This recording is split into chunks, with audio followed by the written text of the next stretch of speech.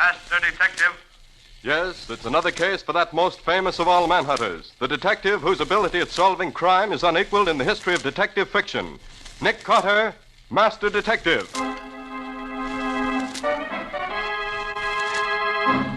Tonight's curious adventure is... The Echo of Death. Or Nick Carter and the Phantom Clue.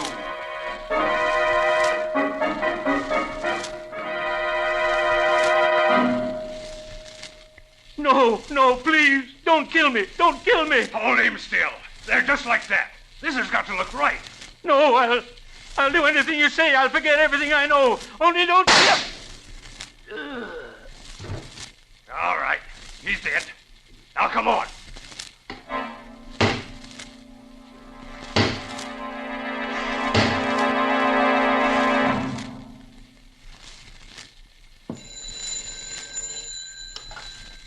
Hello?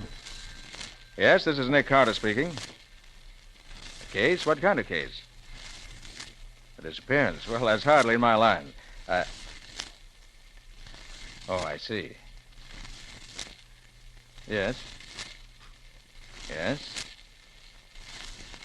Yes, I understand. All right, expect us late this afternoon. Did you get that on the extension, Patsy? I should say so. Echo Valley Lodge, private amphibian plane waiting for you at the airport. Come at once, never mind the fee. Who is this Howard Manstead who tosses money around like confetti? A well-known millionaire sportsman, Patsy. But, wouldn't it be more to the point to ask about the man who's disappeared? Oh, you mean James Thurlow, the columnist. Why, he's... Say, who is he, anyway? That's what you get for not reading the financial pages of the paper, Patsy. Well, come along. We've got to find a taxi and get to the airport. Well, aren't we going to take anything with us? Oh, yes, of course. I was forgetting. I thought you were. I'll need my new dress. We'll want Scubby. Call him and tell him to meet us at the airport. He knows Thurlow. They write for the same paper. But why aren't we going to... Oh, and one other thing, Patsy. Bring along Volume 3 of the Encyclopedia, E to H. Scubby Wilson and Volume 3 of an encyclopedia. That's just what a girl needs for a visit to a millionaire's hunting lodge.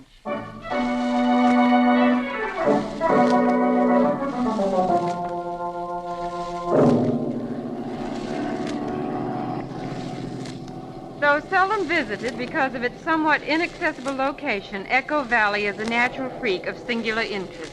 I have friends you could say the same thing about, but the encyclopedia doesn't mention them. Quiet, Scubby. Let Patsy finish reading. Echo Valley is of great interest to scientists. Sounds occurring in certain areas of Echo Valley may be repeated as many as 13 times, echoing from cliff to cliff in gradually diminishing volume. Why do encyclopedias always use so many words to say so little? That's what I wonder about newspaper reporters sometimes, too. So we'll change the subject? What else does it say? That's all. Well, that's no help. Thurlow certainly wasn't carried off by an echo. Oh, he's probably just lost in the woods. In any case, I don't see why Manstead insisted on you coming out to look for him, Nick. You're no Indian guide. Patsy, if Thurlow isn't found alive, it may cost the public millions. Millions? Well, he's just a columnist, isn't he? Just a columnist? He's the smartest financial reporter in New York. And Thurlow's more than just a reporter, Patsy. In the financial column he writes, he sometimes tips the authorities off to big stock swindles and other kinds of financial skullduggery. Right. It was Thurlow who broke open the Nemo Bank scandal 3 years ago and sent the whole board of directors to prison. And for some time, Patsy, Thurlow has been hinting in his column that he was on the verge of revealing some kind of tie-up between certain politicians and one or two big operators that would rob the public of millions. Oh, then if anything happened to him now, before he's had a chance to tell anybody what he knew, the scheme would go through his schedule. Right. That's why he went to Echo Valley Lodge. Manstead, an old friend of his, invited him out so he could work in peace for a few weeks. Scubby. Huh? Is it true that Thurlow was on the verge of a nervous breakdown when he left? Oh, he was walking around in circles talking to himself, Nick. He had almost all the dope he wanted, but he still hadn't got the name of the guy behind the whole scheme. He took along a whole bunch of records of stock transactions. He said they might give him the clue he needed. And, hey, look, ahead of us. Echo Valley. It is, isn't it, Nick? No doubt of it, Patsy. But look, that isn't any Echo flying toward us. A plane. Nick, it's a plane flying up out of Echo Valley. Yes, it's a private amphibian. I thought this plane of Manstead's was the only one in these parts. Now, the pilot's seen us.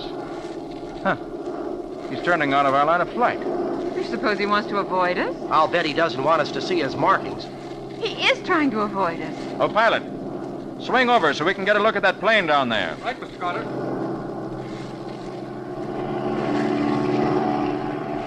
He knows we're trying to get closer to him. Look at him bank to avoid us. He's turned back. He's heading away from us now. Oh, pilot, overtake that plane if you can. Yes, Mr. Carter. Say, isn't that the Manstead hunting lodge down there, right on the edge of the lake? Yes, Cubby, it is. But we're not going to land until we get some idea what that plane's up to. Look, he's diving straight down now. He's going to try to get away underneath us. Oh, he'll never make it. Those private planes aren't built His to. wing, it's breaking off. Couldn't take the strain. He's heading straight for the ground if he hasn't got a parachute. Oh, but he has. Look, he's jumping. There, the chute's opening. And there goes his plane into the trees. Well, that was a narrow escape. He didn't have more than 500 feet of altitude. Oh, he's come down on the top of that tall pine. He's caught there. See, his parachute won't come loose. Yes. Well, we'll have to land and rescue him. Besides, I want to know why he was so anxious to avoid having his plane identified. Oh, pilot, Yes, Mr. Carter. land in the lake and taxi up as close as possible to the place that fellow came down. Yes.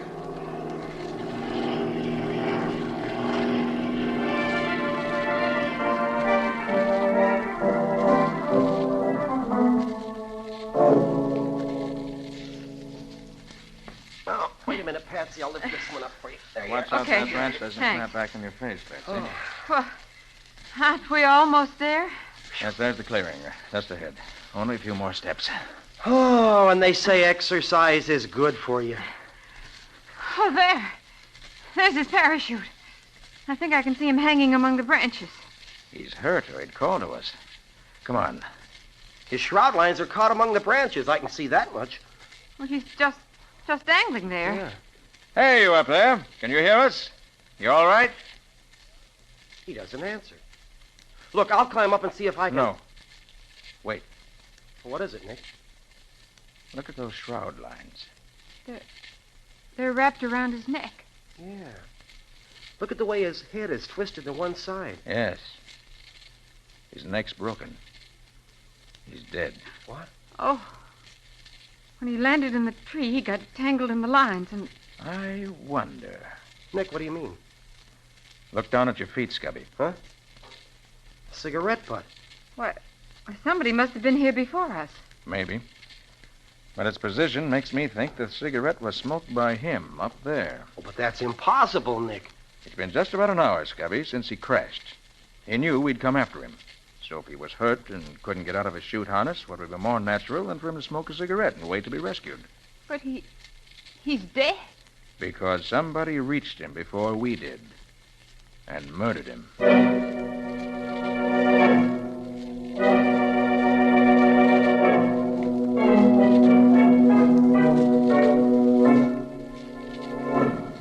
And so that's the story, Mr. Carter. As much as we know, anyway. Thurlow just wandered away yesterday morning and never returned. I see, Mr. Manson. And you don't think this mysterious airplane we met just before we reached here has any connection with Thurlow's vanishing? Well, I don't see how it could. But then, as I said, I haven't the slightest idea where the plane could have come from or who was flying it. Yeah. Now, let's go over the facts again, if you don't mind. Oh, of course not. Thurlow arrived here a week ago. Yes, with his wife. I had them flown in my plane. They had the lodge to themselves with my permanent housekeeper to look after them. And you arrived yesterday. In the middle of the afternoon. But Thurlow wasn't here when you arrived? No, he'd already gone out. He told his wife he was taking his revolver along and would take pot shots at the trees and rocks. So you never actually saw him? That's right. The woodsman I employ to look after the property asked me to come and examine some trees he wanted to cut down. About sundown, I got back to the lodge, and Thurlow still hadn't returned. Mrs. Thurlow was becoming worried. I ordered the floodlights we use for landing the plane at night, but he didn't show up. And then in the morning, you called me. Well, first I phoned the nearest forest ranger station. And after that, Mrs. Thurlow was so agitated, I had promised I'd send for you. Where is Mrs. Thurlow? I'd like to ask her a few questions. Well, she's sleeping now. She was up all night, and this morning the housekeeper gave her a sleeping tablet. Shall we wake her? No, not just now. There's still an hour of daylight left. I'd like to take a look around outside. Perhaps I'll open it. Mr. Manstead, Johnny, what is it? his hat. We found it Thurlow's hat? Where? near the waterfall. Why, that's not far. It's only a mile from here. It's still light. Do you want to come with us and look for him, Mr. Carter? Yes, I think I do.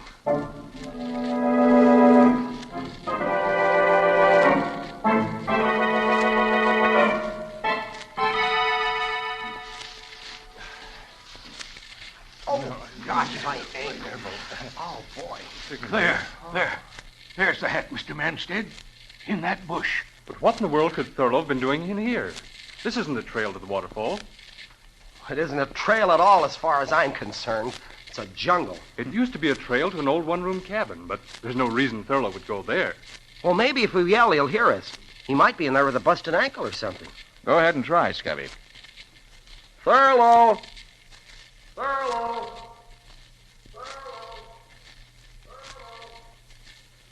Good gosh, will you listen to that? Well, that's one reason this is called Echo Valley. The cliffs around the waterfall down the trail make a perfect sounding board. Well, if he didn't hear that, he must be dead. If there's a cabin in there, we better take a look at it. Right. I don't see what in the world Thurlow could have come this way for, but maybe he did. Let's find out.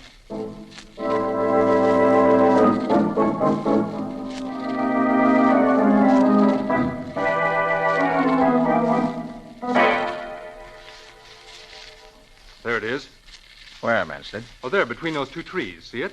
Oh, yes. It's only another 40 yards. Well, come on, then. Oh, Scubby. Wait. Well, sure, Nick, what is it? That bare patch of ground there. Those footprints. Thurlow's footprints. You sure, Scubby? Sure. I've seen those pointed shoes of his too often not to recognize the footprints anyplace. Come on, Nick. Yes. I'm coming. Thurlow's a tall man, isn't he, Scubby? He's a tall man like I'm Henry Ford. He's about 5'5". Why? I thought that... Well, never mind. There's the cabin. Gosh, it doesn't look as if it had been opened in years. Well, it hasn't that I know of. But there are Thurlow's footprints going right up to the door. And somebody's opened the door recently. Look at these broken spider webs around the door jamb. But it won't open now. Oh, here, let me try. It ought to open without any trouble. Yeah, but it doesn't budge. That's strange. Let's take a look through the window. The window's boarded over. The boards haven't been touched. I nailed the window up myself 3 years ago. Nobody came here since. And someone has come here. Thurlow. And he must be inside now. But the window hasn't been touched, and the door is barred on the inside. It looks bad. We'd better break the door down. Suppose we have old Johnny use his axe on it. That'll be quicker. Of course. Johnny, smash the door open for us. Stand back, please.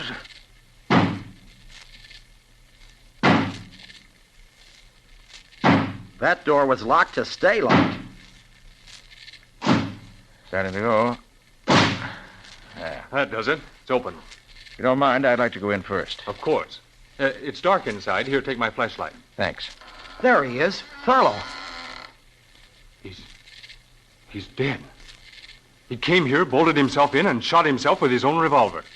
Yes, he's dead, all right. And it does look like suicide, doesn't it?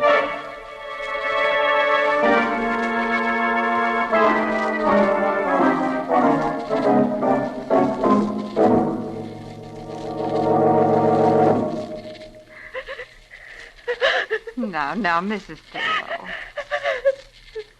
Jim couldn't have killed himself, Mr. Carter. He couldn't have. I'm sorry, Mrs. Thurlow. I wouldn't intrude on your grief if it wasn't necessary. Now, first of all, what kind of mood was your husband in yesterday morning just before he disappeared? He was very agitated. Agitated? Well, do you know any reason why he should have been? I think he just found a clue to the identity of the man he was seeking. The one behind this plot to upset the stock market. Did he say who it was? No, he just said he'd stumbled on a clue. And he'd be so shocked he could hardly believe the evidence. That was why he went out into the woods. He wanted to be alone to think the matter through. Perhaps his notes will tell us what he found. Yeah, I thought of that, Nick. After Mrs. Thurlow woke up and I talked to her while you and Scubby were out with Mr. Manstead, we tried to read his notes. But they're in some kind of a shorthand that nobody can read but himself. I can make out a few words here and there, but not enough to help. Well, we'll have another try at it later. Please go on, Mrs. Thurlow. Well, that's almost all, Mr. Carter. Jim went out about 10 in the morning. I stayed here in my room reading. About half an hour later, I thought I heard a shot. All of a sudden, I was terribly frightened. Frightened? Of what? I don't know. It was just a feeling. Then I heard the far-off echo of somebody hammering. It was... Oh, it sounded like somebody hammering down the lid of a coffin. And I'm positive it meant that Jim was dead. It's probably someone chopping down a tree, she heard, Nick. Anyway, she went back to her reading and forgot about it. Then around 1, Manstead phoned from the village. That's a little town about 10 miles from the hills. For Johnny to come for him in the station wagon. Manstead phoned. What, didn't he fly in by plane yesterday? Seems not. The plane was in New York getting a new propeller, so he took the night train. Is that so? Anyway, Johnny went to meet him. He got here about 2:30. The rest of the story is just the way he told it to us. Nick, Thurlow must have killed himself. There just isn't any other answer. I wonder, Patsy. I wonder.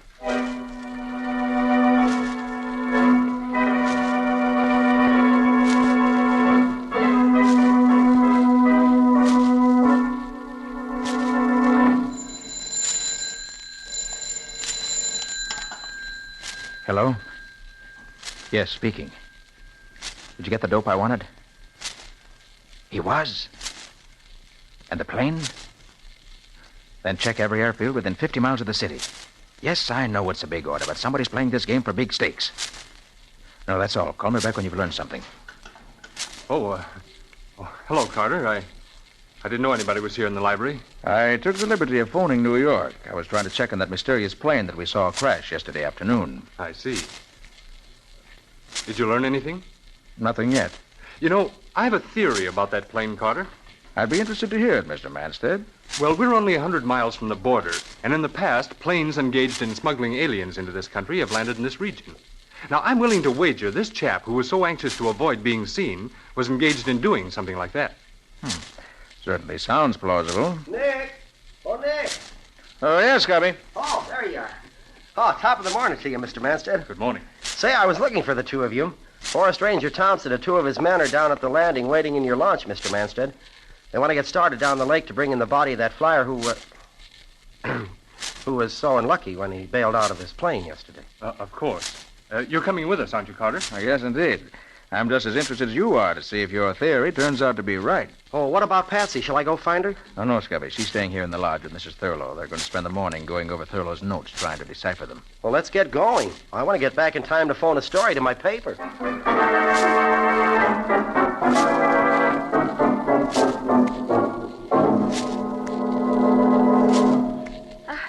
I'm afraid it's no use, Miss. Please, just call me Patsy. It's just impossible to read these notes of Jim's, Patsy. They're not only in his own shorthand, but most of them are in code, too. Here's something that seems as if it might mean something. See, it says, I can HB it. H.B. Hardly believe. I can hardly believe it. Yeah. Of course, that's what it means. And here's some more. It's clearer. Shall I tell Manstead what I know? The next line. Better not. Instead, must get back to New York. Well, that's clear enough. But the next line. My life, M.B. in D. That doesn't mean anything to me. My life, M.B. in D. My life may be in danger. Oh. And then there's just one last sentence that he never finished. To think that the one man in the world. And that's all there is. Oh, if it only finished. To think that the one man in the world. Oh, who do you suppose he could have meant? I can't even make a guess. The one man. Mrs. Thurlow. What, Patsy? Mrs. Thurlow, we're going to go and take a look at that cabin now while all the others are away. I have a theory, and we're going to find some evidence to prove it. It has to be there. It just has to be.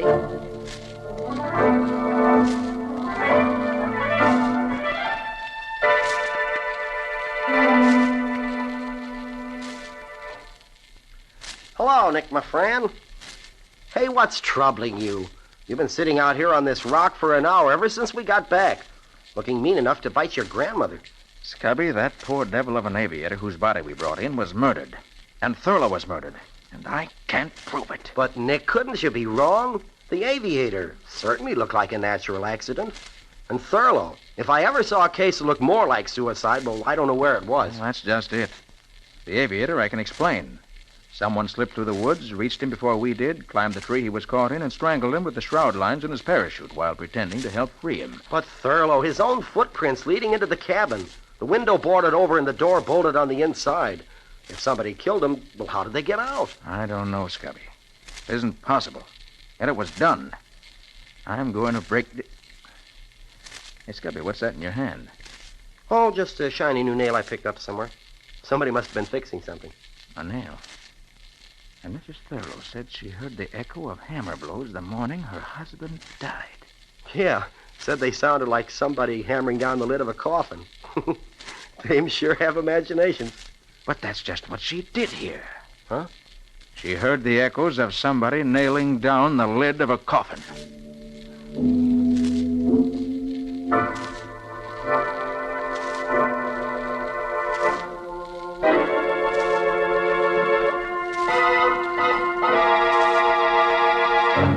But there must be a clue. There must be. But we've been all over the cabin inside and out a dozen times now, Patsy. If there was anything here, we'd have found it. Mrs. Thurlow, somehow your husband was murdered here, and his body left inside this cabin so it would look like suicide. And I'm going to find out how the murderer got out, leaving the door and window bolted, or die. I'm afraid you're much more likely to die, Patsy. Oh, Mr. Manson. Yes, Mr. Manstead. After we returned to the lodge and I learned the two of you had disappeared in this direction, I thought I'd better find out what you were up to. You killed my husband. Of course he did. Who else could your husband have meant by the one man in the world he'd never have believed guilty? But he was Jim's friend. That's what he wanted you to think. He pretended to be a friend so he could always keep checking what your husband learned. And he invited you both here so he could commit murder if he decided it was necessary. A very interesting theory. But I'm afraid I can't give you a chance to tell it to anyone else. Johnny. Right here, Mr. Manstead. Come inside and close the door. What are you going to do to us? He thinks he's going to kill us. He hasn't got that gun in his hand for fun. Johnny, the old mine shaft is close by. Now, if these two ladies out walking had the misfortune to stumble into it, it would be very tragic, wouldn't it? Lots of people fall down old mine shafts. So they do. And I'm afraid another such accident is about to happen. You can't get away with it, Mr. Manstead. Nick Carter won't let you. Oh, well, perhaps even clever Mr. Carter may have to have an accident. Help me silence him, Johnny. Quickly. No, Nick! Quiet! No! Quiet, I say! All right, now, Johnny, knock them both on the head and keep them quiet. All right, Manstead. Let go of her. You, Carter. Nick, look out, his gun! Drop it, Manstead, or... Johnny, kill him! Kill him! Johnny, put down that axe or I'll shoot. Yes, sir. He's dead. I'm afraid so. Patsy, either of you hurt? No, Nick. You came just in time. But how? How did I know Manstead was a murderer? I knew that from the time we found this cabin. But it took an echo to prove it. The echo, Mrs. Thurlow, that you said sounded like someone hammering. But I don't understand. Scubby's bringing Ranger Thompson. Soon as they get here, I think I'll be able to clear up a lot of mysteries. So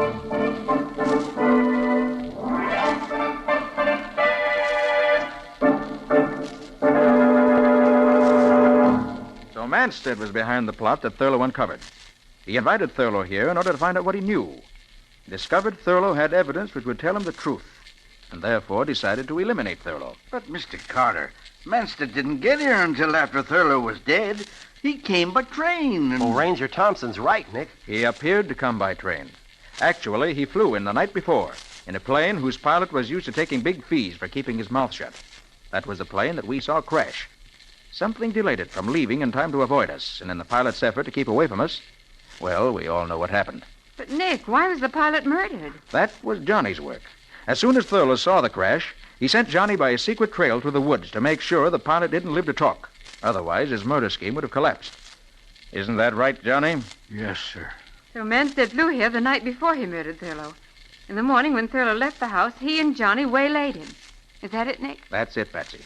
They brought him to the cabin here. Manstead put on his victim's shoes and made a trail of footprints. I see. Then they killed Thurlow, put his shoes back on him, and left him in the locked cabin. A clear case of suicide. But Manstead made a mistake there. His footprints were too far apart. They were the steps of a tall man. When Scubby said Thurlow was a short man, I began to suspect. Well, it certainly does sound plausible, Mr. Carter. But you still got to convince me Manstead could get out of that cabin and leave the door barred from the inside. Make it good, Nick. Johnny knows the answer. You all remember that Mrs. Thurlow said she heard the echo of hammer blows. You mean she really did hear someone hammering? Exactly. This is a small cabin with a roof lightly nailed in place. Now look up there. What's that flashing in the sun? Looks like nail heads. Somebody's hammered new nails into that roof all along this side. Nick, is that the clue I was looking for? That's the clue you were looking for. Scubby and I saw it yesterday, but we weren't smart enough to know what it meant. Here, I'll take Johnny's axe and push the blade in under the eaves and pry upward like that. What the whole roof's lifting up. Well, blow me down.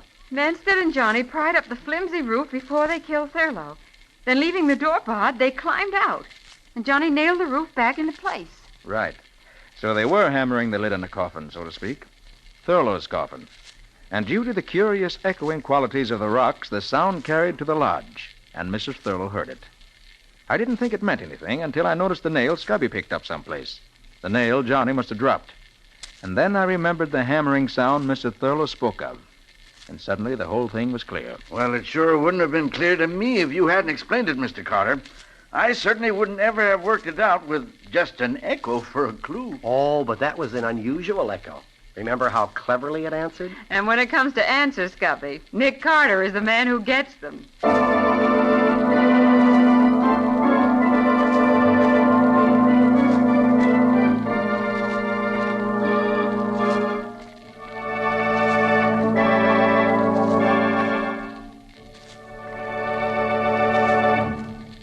This was another strange experience of Nick Carter called The Echo of Death, or Nick Carter and the Phantom Clue. The curious adventures of Nick Carter, Master Detective, are brought to you every Monday night at 9:30 Eastern Wartime. We'll let Nick himself tell you about next week's story. What'll it be about, Nick? I call it Death Across the Tracks. It began with the murder of a detective. A railroad detective who lived in the station alongside the tracks. He was working on a case, but he had it only partly solved when he was murdered. And I picked it up from there. I'll say you did, Nick. You almost picked up a few bullets into the bargain the way the victim did.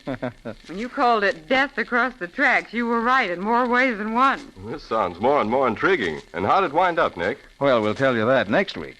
But I can say this much. I had a stroke of luck. Nick always calls it luck when he uses foresight. Good night, folks. Yes, good night, folks. And good night, Patsy and Nick.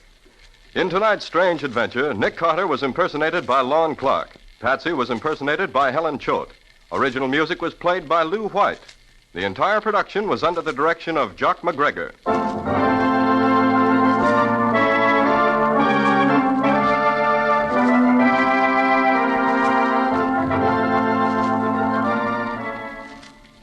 Next week at 9:30 Eastern Wartime, listen to another curious adventure of Nick Carter entitled Death Across the Tracks, or Nick Carter and the Mystery of the Midnight Train.